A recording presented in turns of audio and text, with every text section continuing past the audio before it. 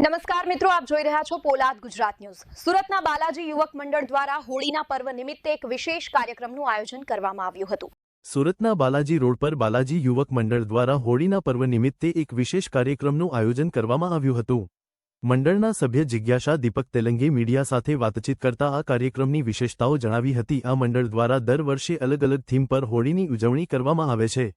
આ વર્ષે અષ્ટવિનાયક થીમ રાખવામાં આવી છે, જેમાં ભગવાન ગણેશના 8 સ્વરૂપો વિશે માહિતી અને કટઆઉટ પ્રદર્શિત કરવામાં આવ્યા છે। આ આયોજનનો મુખ્ય હેતુ ધાર્મિક શાસ્ત્રોમાં રહેલી માહિતી લોકો સુધી પહોંચાડવાનો અને નવી પેઢીને પૌરાણિક કથાઓથી માહિતગાર કરવાનો છે। આ કાર્યક્રમને સફળ બનાવવા માટે બાલાજી યુવક મંડળ અને મહિલા મંડળના સભ્યોએ ભારે ઉત્સાહપૂર્વક સહયોગ આપ્યો છે।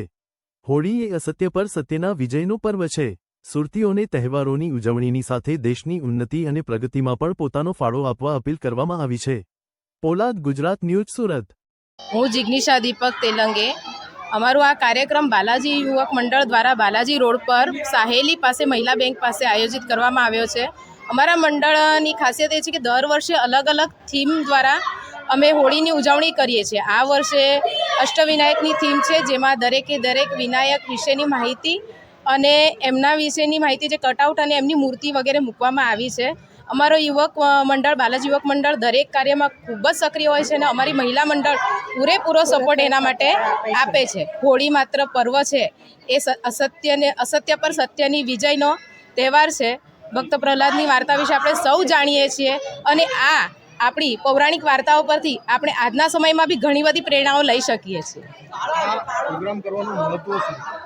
આ પ્રોગ્રામ કરવાનો મહત્ત્વ એ છે કે આપણા અહીંયા જે આપણા ધાર્મિક શાસ્ત્રોમાં કહેવાયેલી છે તે માહિતી લોકો સુધી પહોંચે, આ એનો ખાસ હેતુ છે।